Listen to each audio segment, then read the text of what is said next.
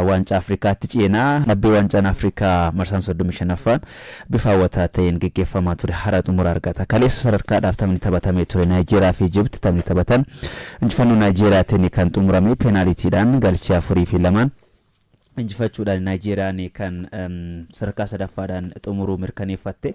Egaa walakkaa xumuraa irratti peenaaliitiidhaan Morookoo mo'amtee sadarkaa kanaaf kan qaqqabdi yookiin waancaa osoo hin darbiin kanaaf ta'e kaleessa tapha Ijipti waliin taphatteen akkasuma peenaaliitiidhaan muuxannoo sanarra waan argatte fakkaata injifachuu dandeessee jirti. Garuu waancaa Afrikaa baranaa irratti gareewwan anaka dhuunfaa kootti ga'umsa ajaa'ibaa mul'isaa turan. Inumaa yoo shaampiyoonummaan ni malaaf jettee kaastu keessaa Naayijeeriyaan isa tokko waan muraasa kaasnee kallattiidhumaan achumaan tapharraa kan kaasnu ni ta'a. Tapha kaleessaa akkamitti argite? Naayijeeriyaan akkuma sila kaastedha. Kanaa ol kan isheedhaaf malu jettee kaasuu kan dandeessuudha. Tarii sadarkaa keessa seentee tokko yookiin lama yookiin shaampiyoonii ta'uudhaaf illee carraa kan qabdudha. Goolii hedduu waancaa Afrikaa kanaan kan galchite isheedha. Goolii 14 akkasumas si'a 3,413 kubbaa waliif daddabarsanii kennuudhaan Naayijeeriyaan ishee tokko kan turte. Garuu toornaamentii dorgommiiwwan akkana garee caalmaa taphaa fudhatee goolii hedduu galchuu osoo hin taane garee rakkatee taateewwaadhaan dabalame shaampiyoona yeroo ta'u argaate kan ture. Waancaa Afrikaa darbeen Koodiivaar akkamitti shaampiyoona akka taate argaate kan ture. Ramaddiirraa sadarkaa sadaffaa gaarii ta'uudhaan kan darbite. Kanaaf Naayijeeriyaan carraa qabeetti miti jennee kaasuu kan dandeenyu bara dorgommii kana tapha kaleessaatiin waancaa Afrikaa kanaan jechuudha. Naayijeeriyaan kaleessa carraadhaaf taphattootaaf kennaniiru. Taphattoota filannoo jalqabaa ta'an biyyoonni lachanuu hin fayyadamne adeemuudhaan Lukmaan Aleksiyoobii taphattoonni kunneen boqonnaa wada jijjiiramanii kan seenanii Victor Osimhen Onyeka akkasumas Wilfred Ndidi taphattoonni kunneen tapha kaleessaatiin osoo hin taphatiin kan isaan hafan. Gama Ijiptii Omar Marmush deeqaa 60 jijjiirame kan seenee goleegaan filannoo jalqabaa kan garee biyyaalessa Ijipti El Shanawi osoo hin taphatiin kanaaf filannoo taphattoota jalqabaa fayyadamne tapha kanaaf xiyyeeffannoon kennan baay'ee gadaanaadha jennee kaasuu kan dandeenyudha. Morkiin biyyoonni lachanuullee taphichaan taasisan akka tapha darbii hawwataa hin turre osoo jennu Ijipti garuu Mohamed Salah fi Omar Marmush osoo qabduu taphattoota Manchester City fi Liverpool keessatti taphachaati jiran taphattoota sarara fuulduraa kilaboota kanneen lamaan ta'an qabattee Ijipti taphoota lama darbeen goolii osoo hin galchiin kan baate kubbaa goolii kallattii eegde lama qofa Ijipti kan yaalte. Kaleessa tokko qofa tapha darbeenis tokko qofa kan yaalte. Hagam garichi akka rakkate tarii garichi waancaa Afrikaa kanaaf sababoota ittiin milkoofne keessa leenjisaan garee biyyaalessa kan Ijipti Osama San tooftaan taphaa ittiin fayyadaman kan isaaniif ittiin milkoofne jettee kaasuu kan dandeessudha. Taphattoota Ijipti sarara fuulduraa akkuma sila kaase Salah Marmush fa'aa taphattoota kanneen qabattee garee faalaatiif kubbaa kennitee ittisa irratti xiyyeeffatee taphachuun sirrii miti jettee kaasuu kan dandeessu. Taphattoonni duraan illee kan Ijipti leenjisaa kana qeeqaati kan jiranu. Hundaafuu garuu Ijipti sadarkaa afuraffaan kan xumurte Naayijeeriyaan sadarkaa sadaffaan xumuruu ishee mirkaneeffatteetti. Goleegaan Naayijeeriyaa kaleessa peenaalitii kan Mohamed Salah akkasumas Marmush fa'aa jalaa deebiseera. Har'a taphni xumuraa kan waancaa Afrikaa marsaa 35ffaa ni geggeeffama. Qopheessituu sirna kanaa Morookoo fi Senegaal gidduutti kan taphatamu ni ta'a. Morookoon waggaa 22 booda xumuraaf geesse bara 2004 waancaa Afrikaa Tuniziyaan qopheessite irratti kan xumuraaf geesse Tuniziyaadhaan mo'amte. Waggaa 50 yookiin walakkaa jaarraatiin booda immoo waancaa kana fudhachuudhaaf waancaa Afrikaa kurnaffaa Itoophiyaan qopheessiteen kan shaampiyoonii taate Morookoon seenaa waggaa 50 booda haaromsuudhaaf har'a deeggartoota isaanii fuulduratti kan taphatan ni ta'a. Waancaan Afrikaa bara kana rikoordiiwwan hedduus fooyyessaa jira. Hamma yoonaa taphatamaniin gooliiwwan 120 galanii jiru. Kana dura waancaa Afrikaa 34ffaa Cote d'Ivoire qopheessite irratti gooliin 119 galan rikoordii ture. Garuu osoo tapharraan dabalatiin gooliin 120 galuudhaan amma rikoordiin sun fooyya'eetii jira. Deeggartoonni lakkoofsan hedduu ta'anis waancaa Afrikaa baranaa dirree seenuudhaan kan daawwataati jiranii. Morkiin har'a Morookoo fi Senegaal gidduutti geggeeffamu keessattuu waancaa Afrikaa baranaa irratti Naayijeeriyaa fi Morookoon biyyoota ga'umsa ajaa'ibaa mul'isaa turan yookiin osoo waancaa kana fudhatanii ni malaaf jettee kaastudha. Senegaal garuu akkaataan ishiin sadarkaa kanatti geette biyyatti kun egaa biyya taphattoota gameeyyii taphattoota qaxalee of keessaa qabdu ta'uunsaa beekamaadha. Tapharraa kanaanis morkattuu cimtuu ni taatee fi kan eegamu taphattoonni kanneen akka Sadio Maanee fa'aa tapharraatiin ga'umsa akkamii mul'isuu danda'u kan jedhamu xiyyeeffannoo argatee jira. Keessattuu dursaan taphattoota garee biyyaalessaa Morookoo Haakimiin taphicha injifannee dheebuu waancaa waggaa 50 walakkaa jaarraa deebisuu qabna jedhe leenjisaan garee biyyaalessaa Waalid Regraguu illee kanuma kan dubbatanii waa'ee tapha kanaatiin wal qabatee taphattoota eenyu faatu tapha kana jijjiiruu danda'a kan jedhu akaasnu deeqaa muraasa qabnu keessatti. Keessattuu tapharraatiin sochiin kan Mohamed Salah fi Brahim Diaz tapha kana murteessu kan dheettee kaasuu kan dandeessudha. Sadio Maanee taphataa sarara fuulduraa qarqara bitaa irratti kan taphatu garuu immoo yeroo gareen biyyaalessa Senegaal goolii galchuudhaaf rakkatu carraa goolii uumuudhaaf yeroo rakkatu Sadio Maaneen gara sarara gidduu seenuudhaan lakkoofsa 10 irratti illee yeroo taphatu argaati kan ture. Tapha darbeen Ijipt irratti lakkoofsa 10 sarara gidduu bakka taphataan sarara gidduu lakkoofsa 10 argamu irratti argamuudhaan goolii fageenya irraa kan inni Ijipt irratti galche. Tapharraanis taphattoota eegaman keessaas tokko osoo jennu kubbaa goolii galee 3 mijeessuudhaan sadarkaa lammaffaa irratti kan argamu.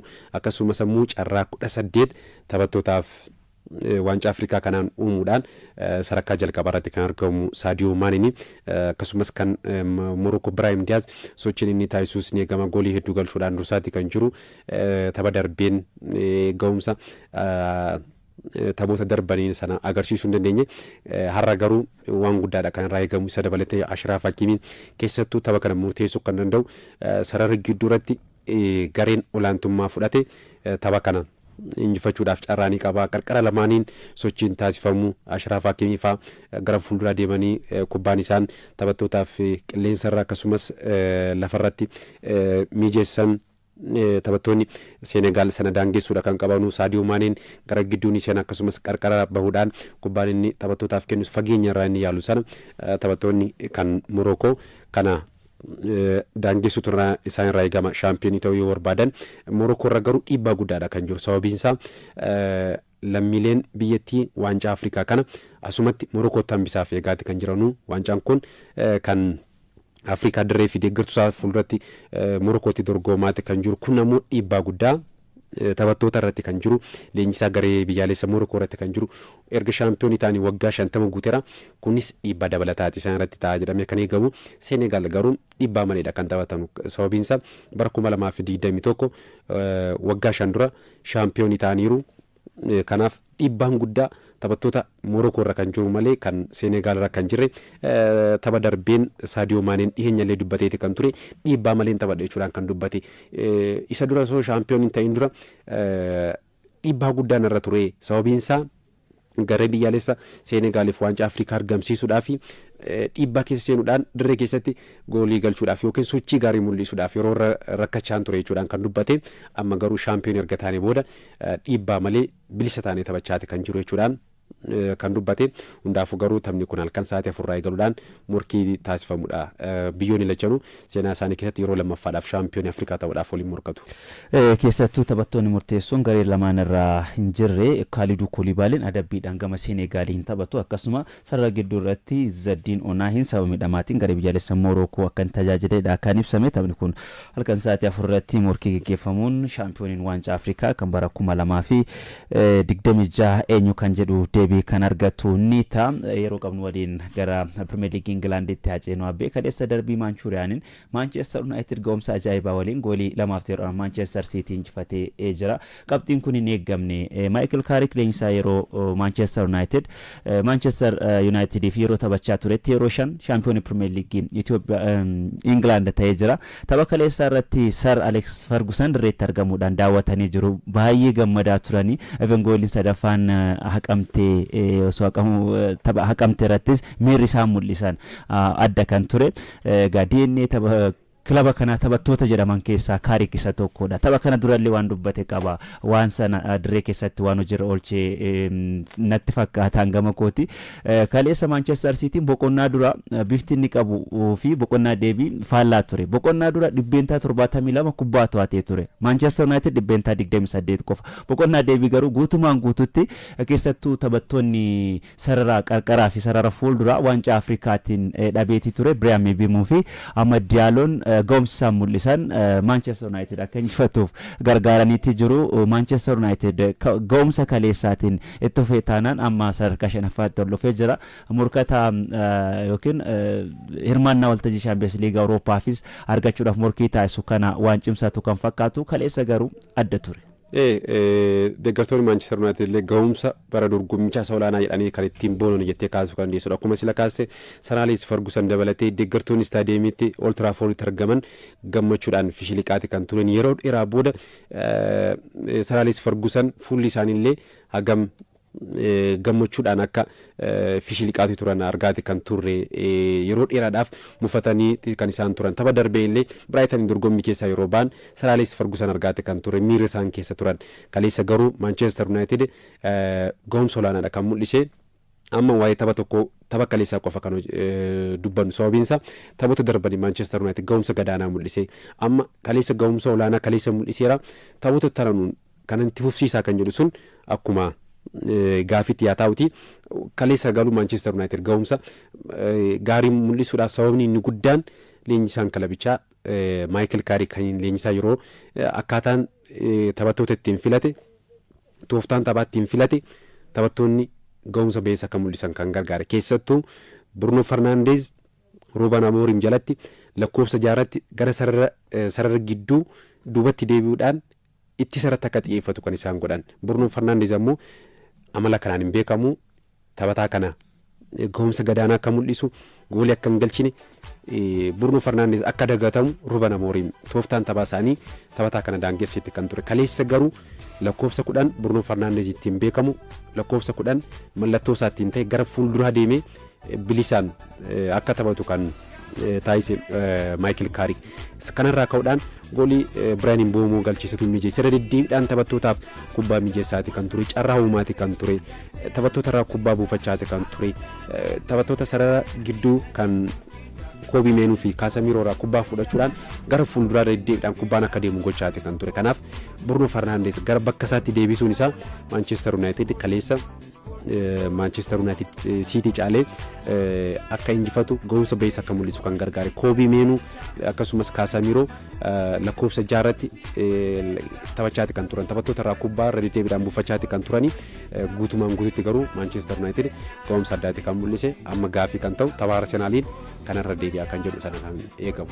Keessattuu taphattoota jabana Ruben Amorim dhiibaman keessaa Kobe Mainoo dargaggeessa abdii garee kilaba kana kaleessa taphattoota ga'umsa dinqii mul'isan keessaa tokko ta'uu danda'eeti jira. Taphoota itti aanan innis kaka'umsa kanaan kan itti fufan yoo ta'e Manchester United gara ga'umsa isaatti deebuu danda'a kan jedhanis hin dhabamne. Kaleessuma Arsenal carraa garaagarummaa liigicha ittiin dursu bal'ifachuudhaaf qabu osoo hin fayyadamin hafeeti jira. City Ground irratti Nottingham Forest waliin taphatee goolii malee xumuree jira. Arsenal tapha kaleessaa irratti ga'umsi inni mul'ise hagas mara miti. Carraawwan hedduu kan fashaleesse keessattuu garaagarummaa qabxii sagaliitti bal'ifachuudhaaf carraa bal'aa qaba ture. Manchester City mo'amuu isaatiin wal qabate garuu fayyadamuu hin dandeenye.